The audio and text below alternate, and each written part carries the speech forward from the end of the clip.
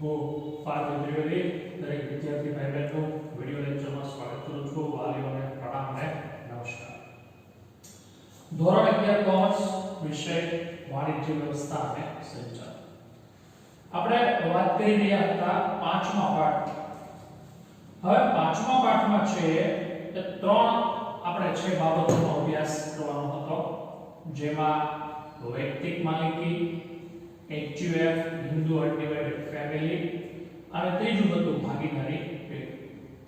ભાગીદારી પેઢી કાયદો છે 1932 માં અસ્તિત્વમાં આવ્યો. હવે આપણને એવું થાય ઘણીવાર કે સાહેબ દર લેક્ચરમાં તમે જે આ વસ્તુ પાછી બોલો છો, વાત સાચી છે, પણ બોલવા પાછળનું કારણ એ છે કે વારંવાર પુનરાવર્તન કરવાથી આપણને આ બાબત છે યાદ રહી જાય છે. એટલે તમારે પણ છે આ વસ્તુનું પુનરાવર્તન કરવું જોઈએ. ત્યાર પછી છે એ ઓછામાં ઓછા કેટલા ભાગીદારો હોવા જોઈએ અને વધુમાં વધુ કેટલા ભાગીદારો હોવા જોઈએ એની આપણે વાત કરી રહ્યા હતા. એના લક્ષણોમાં આ બાબત આપણે સમજી ગયા હતા. પાના નંબર 48 આપણે આજે વાત કરવાની છે ભાગીદારીના ફાયદા. આ પણ મેં વાત કરેલી છે કે જેના લક્ષણો હોય છે એમાંથી જ છે એ ઘણા બધા એના ફાયદાઓ અને એની મર્યાદાઓ છે આ રીતથી જોવા મળતી હોય છે. તો આજે આપણે વાત કરવાની છે સૌપ્રથમ ભાગીદારીના ફાયદા. પહેલો ફાયદો છે સરળ અને ઓછી ખર્ચાળ સ્થાપના. હા, ખર્ચ થાય છે, જો દરેક કાર્ય માટે છે ખર્ચ થવાનો છે, પણ અન્યની સરખામણીમાં છે તમારે સહકારી મંડળી કરવી છે કે તમારે છે કંપની કરવી છે, તો એ બંનેમાં વિધિ પણ થોડી લાંબી હોય છે અને ખર્ચ પણ વધારે હોય છે. તો આમાં એવું જોવા મળતું નથી હોતું. આમાં એ વસ્તુ કેવી છે તો કે સરળ જોવા મળે છે. ભાગીદારી પેઢીની સ્થાપના વિધિ સરળ અને ઓછી ખર્ચાળ છે એ જોવા મળે છે. કાયદાની લાંબી અને અટપટી વિધિઓમાંથી છે એ વધારે પસાર થવું પડતું નથી. હા, તમને કીધું એમ કે ભાઈ એની હિતાવહ છે, નોંધણી હિતાવહ છે, જરૂરી છે, તો આવી બધી વસ્તુઓ જોવા મળશે, પણ વિશેષ કોઈ તમારે છે એ કાર્ય કે ખર્ચ કરવો પડતો નથી હોતો. કાયદા અનુસાર ભાગીદારી પેઢીની નોંધણી ફરજિયાત નથી, પરંતુ હિતાવહ છે. આ એક માર્ક વાળો પ્રશ્ન છે, તમે અંડરલાઈન કરજો. શું કીધું કે ભાગીદારી પેઢીની નોંધણી કેવી છે?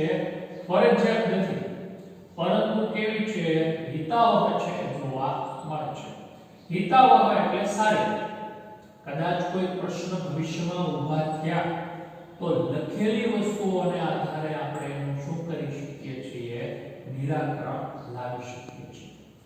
જ્યારે આપણે ભેગા થયા, ભાગીદારી પેઢી શરૂ કરી, ત્યારે હું લાખ રૂપિયા લાવ્યો હોઉં, મારો ભાઈબંધ છે એ પણ લાખ રૂપિયા લાવ્યો હોય, અને ત્રીજો ભાઈબંધ 50,000 લાવ્યો હોય.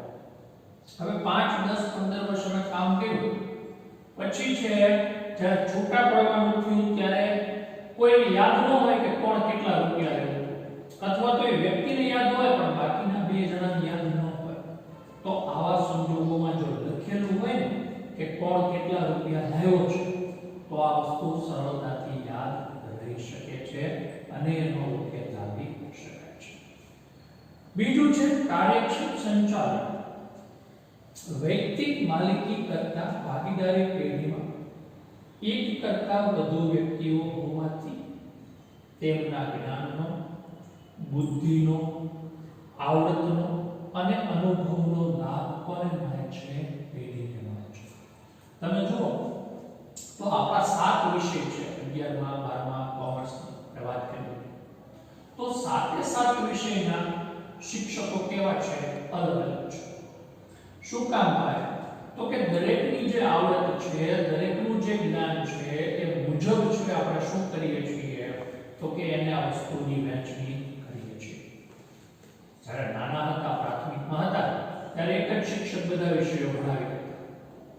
તો એવું બને કે ભાઈ એક વ્યક્તિ છે એનામાં દરેક વસ્તુની છે 100% આવડત ન હોય, તો એમ ભાગીદારોમાં પણ છે દરેકમાં પૂરતી છે દરેક જાતની આવડત ન હોય. કોઈને બેંકનું કામ ફાવતું હોય, નિષ્ણાત હોય, કોઈને કમ્પ્યુટરનું કામ ફાવતું હોય, કોઈને ટેબલ વર્ક છે, ઓફિસ વર્ક છે બહુ સારી રીતે કરી શકતો હોય, તો એ બધાનો લાભ છે કે અહીંયા આગળ આપણને ભાગીદારી પેઢીમાં સારી રીતે મળે છે.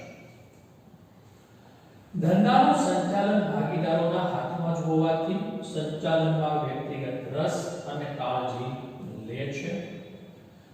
ભાગીદારોનું કર્મચારીઓ પર પ્રત્યક્ષ નિયંત્રણ હોવાથી પેઢીનું સંચાલન છે કાર્યક્ષમ રીતે થઈ શકે છે. બીજું કે તમે નોકરી નથી કરતા, અહીંયા તમે શું છો? ભાગીદાર છો. હવે ધંધામાં જો નફો થાય તો તમને પૈસા મળે, ધંધામાં જો નફો જ ન થાય તો આવા સંજોગોમાં છે કે શું થઈ શકે છે? તો કે ભાઈ દરેક વ્યક્તિ પોતાની 100% ક્ષમતાથી કામ કરશે અને વધુમાં વધુ નફો થાય એવો પ્રયત્ન કરશે. એટલે અહીંયા આગળનું જે સંચાલન છે બહુ સારી રીતે થાય છે. નફાનું પ્રમાણ પણ કેવું હોય છે? ખૂબ સારું એવું જોવા મળતું હોય છે. તો પહેલું સરળ અને ઓછી ખર્ચાળ સ્થાપના વિધિ, બીજું કાર્યક્ષમ સંચાલન, ત્રીજું છે શાખ પાત્રતામાં વધારો. શાખ પાત્રતા એટલે લખી રાખો પ્રતિષ્ઠા. શાખ પાત્રતાનો અર્થ શું થશે? પ્રતિષ્ઠા. હવે હું એકલો હોઉં તો મને કદાચ 25 50 કે 100 જણા ઓળખતા હોય, કે બહુ તો કદાચ 200 જણા ઓળખતા હોય, પણ 5 જણા ભેગા થઈને 5 ને 200 જણા ઓળખતા હોય તો 1000 વ્યક્તિ થયા. કદાચ કોઈ એવો હોય કે કોઈને 500 ઓળખતા હોય, તો આ જે શાખ છે, જે પ્રતિષ્ઠા છે એનો લાભ મળી શકે છે. અને એને લીધે બજારમાંથી ઉધાર માલ છે ખરીદવો, વેચવો, આ બધા કામ કેવા થઈ જાય છે? સરળ થઈ જતા જોવા મળે છે. પ્રત્યેક ભાગીદારની જવાબદારી મર્યાદિત હોવાથી વેપારીઓ પેઢીને ઉપર માલ છે એ શાખ પર ઉધાર વેચવાનું છે એ જોખમ લે છે, અટકાતા નથી. લેણદારોને તેમનું લેણું ગમે તે ભાગીદાર પાસેથી તેમની ખાનગી મિલકતોમાંથી પણ છે એ વસૂલ કરવાનો શું થાય છે? હક મળે છે અને એને ખબર પણ હોય છે. આથી વૈયક્તિક માલિકીની સરખામણીમાં ભાગીદારના ધંધા માટે શાખ પ્રાપ્યતાની શક્યતાઓ કેવી છે? વધારે છે. કંપની જેટલી નથી, પણ વૈયક્તિક માલિકી કરતા ભાગીદારી પેઢીમાં સરળતાથી ઉધાર છે શાખ ઉપર છે માલની ખરીદી કરી શકાય છે. ત્યારબાદ છે ચોથું, વધુ મૂડી. આપણે છેલ્લા લેક્ચરમાં વાત કરી હતી કે એક વ્યક્તિ છે કે પૈસા કાઢવાની ક્ષમતા કેટલી? તો કે ભાઈ 2 લાખ, 5 લાખ કે 15 લાખ કે 25 લાખ. પણ આવા છે એ 10 જણા ભેગા થાય અને 25 લાખ રૂપિયા કાઢે તો 2.5 કરોડ રૂપિયા થાય. તો આ વસ્તુ છે એ આમાં જોવા મળે છે. ભાગીદારી પેઢીમાં 2 કે તેથી વધુ વ્યક્તિઓ છે એ જોડાયેલા હોવાથી મૂડીનું પ્રમાણ પણ કેવું હોય છે? વધારે હોય છે. ભવિષ્યમાં ધંધો વધે ત્યારે વધુ મૂડીની જરૂર પડે તો નવા ભાગીદાર છે આપણે 100 સુધી છે એ લાવી શકીએ છીએ. એટલે સરળતાથી નાણાં પણ છે આમાં મેળવી શકાય છે. પાંચમું છે શ્રમ વિભાજનનો લાભ. જો આપણે જે સ્કૂલ છે એનું ઉદાહરણ તમને એટલે આપું છું કે તમને સરળતાથી સમજાય. હવે એક જ શિક્ષકે 7 વિષય ભણાવવાના હોય તો વિચાર કરો કે એની હાલત શું થાય. પણ દરેક વિષય છે એક જ છે એ શિક્ષકે ભણાવવાનો, તો 7 વિષય 7 શિક્ષકો. તો આવા સંજોગોમાં કામ કેવું થાય છે? વહેંચાઈ જાય છે. તમે જો આપણા ઘરમાં કામ વહેંચાયેલું છે. પપ્પા છે કમાવાનું કામ કરે છે, મમ્મી છે શું કરે છે? ઘરકામ સંભાળે છે, મોટો ભાઈ કે મોટી બહેન હોય આપણું હારવાર છે ધ્યાન રાખે છે. તો આ બધું શું કામ છે?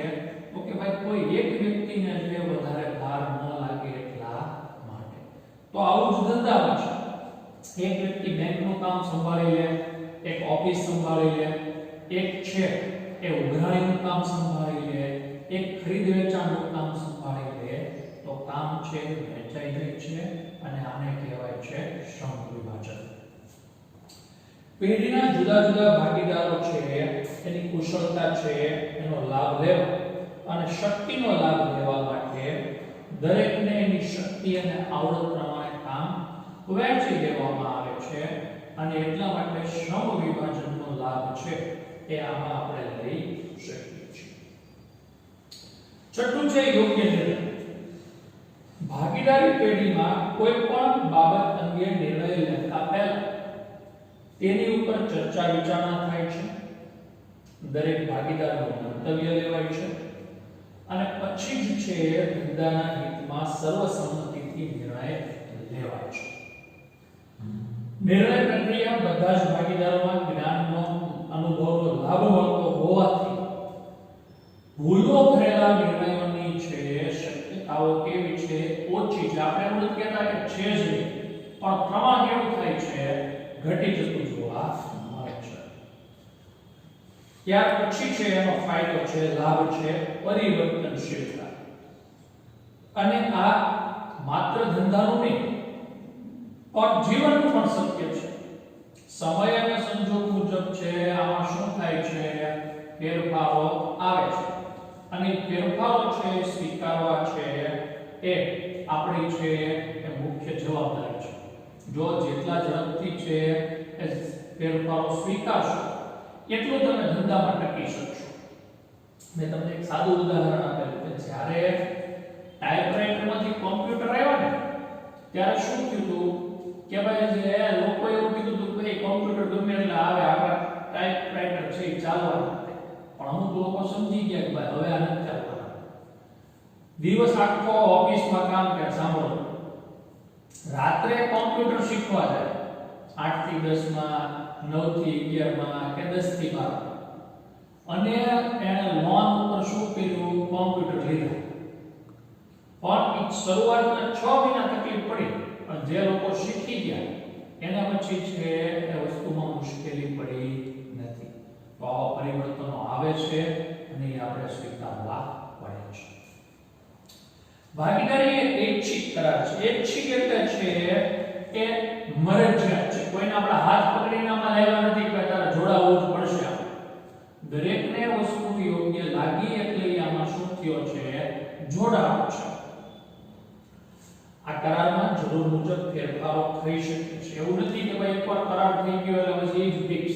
સમય સંજોગો મુજબ એમાં આપણે ફેરફારો લાવી શકીએ છીએ. બદલાતા સંજોગો મુજબ પેઢીના સંચાલનમાં અને તેના માળખામાં પણ જરૂરી ફેરફારો સરળતાથી થઈ શકે છે અને લાવી પણ શકાય છે. આઠમું છે લઘુમતીના હિતોનું રક્ષણ. માની લો કે ભાઈ કોઈ વ્યક્તિ છે એ અહીંયા આગળ બહુમતીથી નિર્ણય લેવાય. આપણે 5 ભાગીદારો છીએ તો 4 એમ કે ભાઈ આ નિર્ણય લેવો તો એ જ લેવાનો. હવે ઓલો એક જ જણો જે પણ એ સાચો છે, તો આવા સંજોગોમાં છે એની વાત સાચી હોય તો એ સારી રીતે સમજાવી શકે તો બાકીના 4 જણા એ વાત માન્ય રાખે છે. સામાન્ય રીતે ભાગીદારીના ધંધામાં કોઈ પણ કાર્ય બધા જ ભાગીદારોની સંમતિથી થાય છે. પેઢીના નિર્ણયોમાં પણ કોઈ એક ભાગીદારની અસંમતિ હોય તો એ કાર્ય થઈ શકતું નથી. કોઈ પણ ભાગીદાર પેઢીના વિસર્જનની માંગણી કરી શકે છે. આમ અહીંયા આગળ છે લઘુમતીના હિતો. લઘુમતી એટલે છે જે ઓછી સંખ્યામાં હોય તેના હિતોનું રક્ષણ કરે છે. નવમું છે ગ્રાહકો સાથે સીધો સંબંધ. વૈયક્તિક માલિકીમાં પણ આ જોવા વૈયક્તિક માલિકીની જેમ ભાગીદારી છે પેઢીમાં ગ્રાહકો અને કર્મચારીઓ સાથે સીધો સંપર્કમાં આવી શકાય છે. એટલે જરૂરિયાત જાણી શકાય છે અને મુજબ ફેરફારો કરી શકાય છે. 10મું છે આર્થિક સત્તાનું વિકેન્દ્રીકરણ. કોઈ એક વ્યક્તિના હાથમાં પાવર નથી રહેતો. સત્તા હંમેશા છે ને વહેંચાયેલી હોવી જોઈએ. તમે જુઓ તો તમારી તમારી પાસે છે એ હીરો કંપની, હોન્ડા કંપની, તમારી પાસે ટીવીએસ કંપની, તમારી પાસે છે મારુતિ સુઝુકી, સો મેની છે ઓપ્શન. તમને એમ થાય કે મારે આ જગ્યાએથી જે વસ્તુ ખરીદવી છે આ કંપનીની ખરીદવી તમે ખરીદી શકો. પહેલા આવું નહોતું. જ્યારે અમે નાના હતા ત્યારે અમારી પાસે જે અમારા વડીલો પાસે છે એક જ ઓપ્શન હતો, બજાજ. બજાજ સ્કૂટર લેવો ઘરે. કારણ કે બીજી કોઈ કંપની નહોતી. પણ અત્યારે એવું નથી. એટલે આ સત્તાનું વિકેન્દ્રીકરણ છે જરૂરી છે. તમને એમ થાય કે જીઓનું કાર્ડ નથી ચાલતું, એરટેલમાં નથી મજા આવતી, વડા તમને એમ થાય વડાપાવમાં નથી આવતી તો પાછું બીજું. તો એમ અહીંયા આગળ સત્તા કેવી થાય છે? વહેંચાઈ જાય છે. ભાગીદારી પેઢીમાં બે અથવા બે કરતા વધારે વ્યક્તિઓ હોવાથી આર્થિક સત્તા બધા જ ભાગીદારો વચ્ચે કેવી થાય છે? વહેંચાઈ જાય છે. અને આ વસ્તુ ધંધા માટે કેવી છે? સારી વસ્તુ ગણવામાં આવે છે, ફાયદાકારક ગણવામાં આવે છે. છેલ્લું છે આવકવેરાનો ઓછો બોજ. આ પણ વ્યક્તિગત માલિકીનો જ ફાયદો હોય એવું આપણે કહી શકીએ કે કદાચ ખૂબ સારી આવક થાય છે પણ 2, 5, 15 ભાગીદારો વચ્ચે વહેંચાઈ જાય છે એટલે ઇન્કમ ટેક્સ ભરવાનો આવે અને જો એ 6 લાખ નો થતો હોય તો કઈ ટેક્સ તમારે ભરવાનો થતો નથી. ભાગીદારી પેઢીનો નફો દરેક ભાગીદારને ભાગીદારી કરાર મુજબ વહેંચાઈ જતો હોવાથી આવકવેરાનો બોજો કેવો રહે છે? ઓછો રહેતો જોવા મળે છે. તો વિદ્યાર્થી ભાઈઓ બહેનો આપણા 11 ફાયદા હતા. હું એકવાર ફરીવાર પુનરાવર્તન કરું છું. સરળ અને ઓછી ખર્ચાળ સ્થાપના વિધિ, કાર્યક્ષમ સંચાલન, શાકપાત્રતા, વધુ મૂડી, શ્રમ વિભાજન, યોગ્ય નિર્ણય, પરિવર્તનશીલતા, લઘુમતીના હિતોનું રક્ષણ, ગ્રાહક સાથે સીધો સંબંધ, વિકેન્દ્રીકરણ અને ઓછો આવકવેરો. હવે એની સામે અમુક લિમિટેશન્સ છે. લિમિટેશન છે એટલે એની મર્યાદાઓ રહેલી છે. કઈ મર્યાદાઓ છે? તો કે પહેલી કે છે મર્યાદિત મૂડી.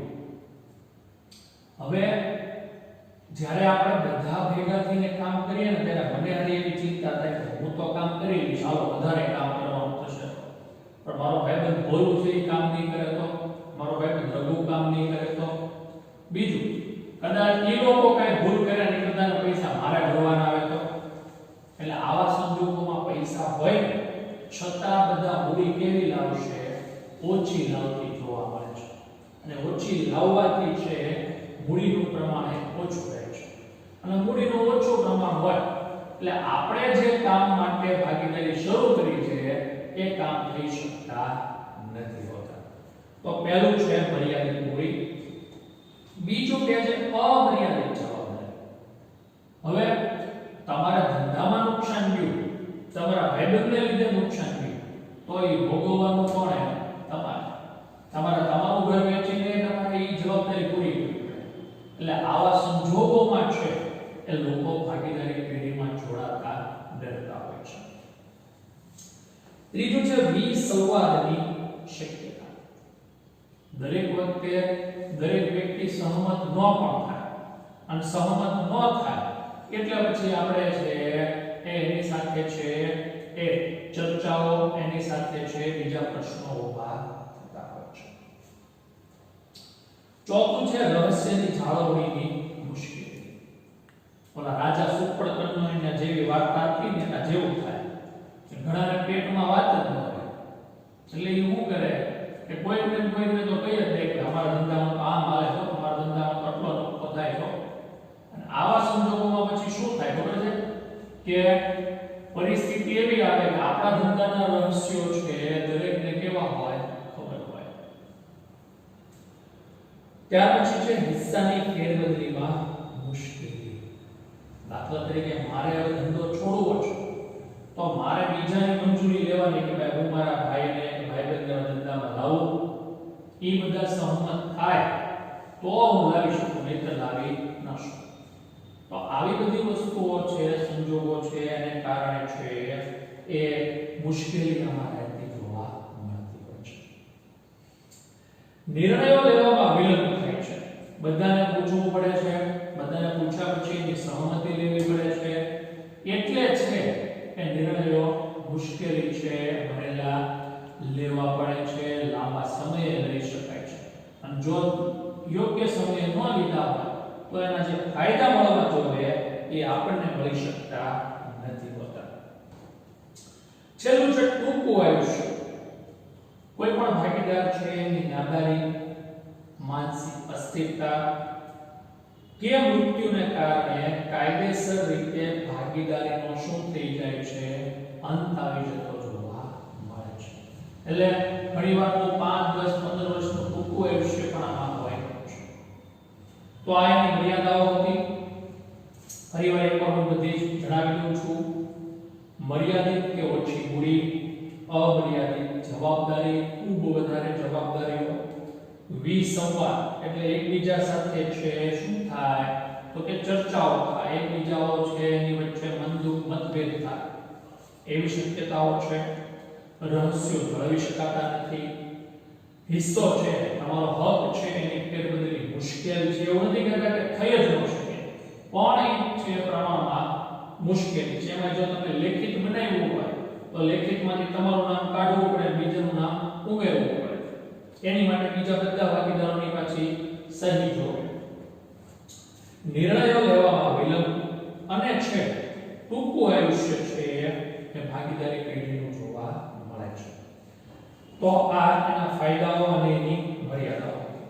હવે આમાં પણ તમારે નામ છે એ બધાને 5-5 વાર અને છે અંડરલાઇન્સ જે આપણી હોય એ તમારે 3 વાર છે લખવાની રહેશે. Thank you very much.